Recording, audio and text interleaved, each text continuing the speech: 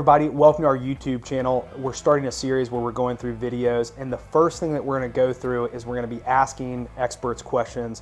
Right now, one of the biggest things that we hear from clients, Jim, is should I buy a home now or wait until interest rates go down? Jim, what do you think on that? That's a great question, and I think the answer to that question is if you would buy a house today, if interest rates were wherever it is you want them to be, then I would challenge you to say, okay, well, what's the cost of waiting?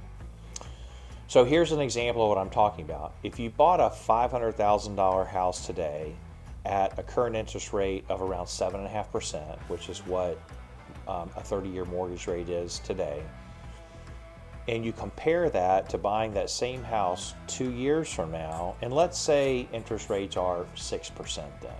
We don't know that they will be, but we just have to use a hypothetical.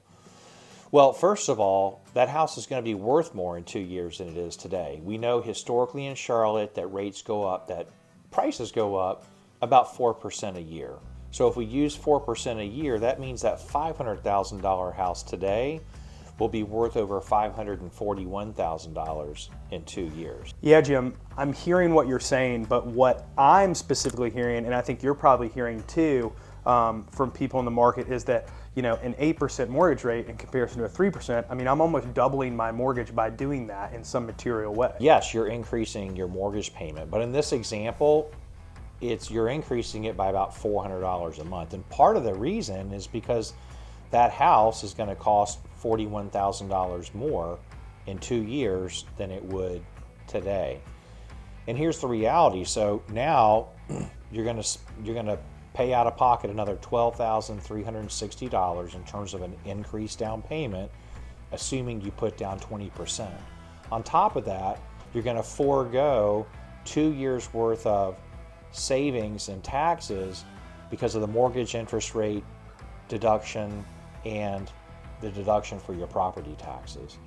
So here's the big kicker is, yes, you're going to save $400 a month if you wait, but it's going to take you over 14 years to recover the money that you lost in terms of your increased down payment and the money you would have saved in taxes. So from that, what can you tell us is the big takeaway? The big takeaway is that it's more expensive to wait, pure and simple. On top of that is if you buy the house that house today and rates go to 6% in 2 years, well, guess what?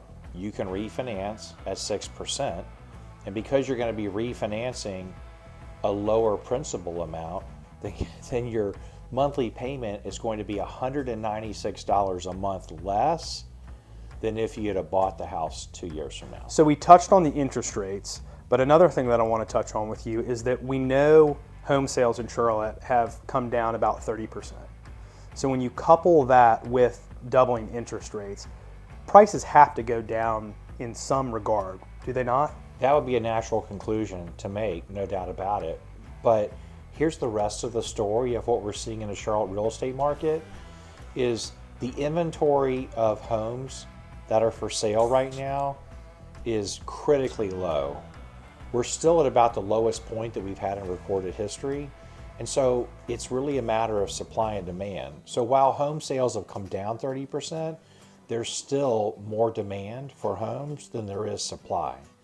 And so home prices can't come down until that changes, until the number of homes that we have for sale in the market significantly increases. We know home inventory has been falling for 10 years. How is that situation going to improve? There's two main reasons why our inventory has been so low and why it's going to be a real challenge for us to see any meaningful improvement in that in the near future.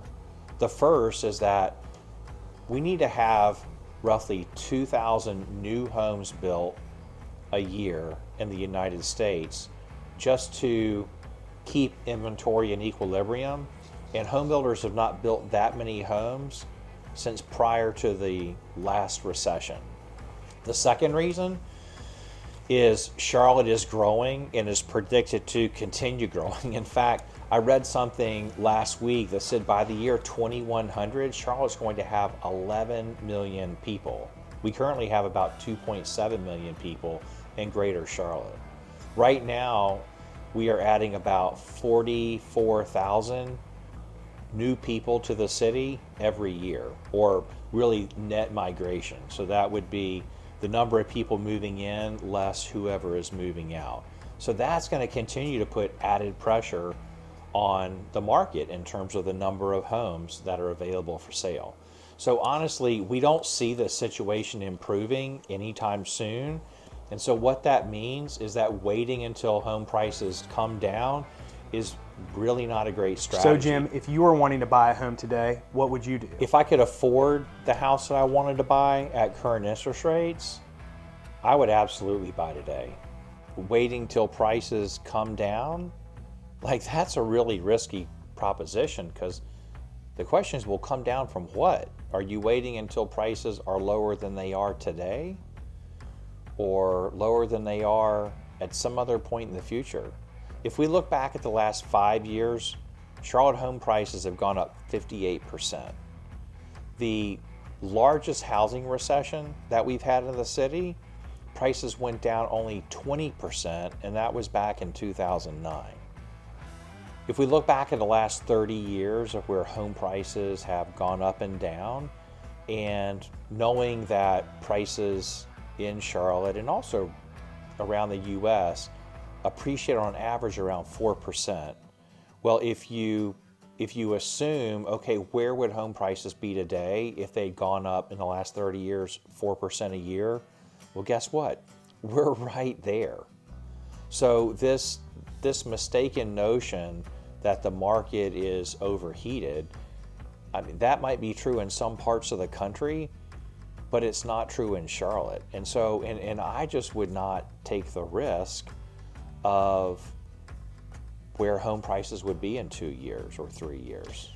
There's a lot of misinformation out there in the media about the housing market. And one of our goals today is to try to help you understand the reality of the situation.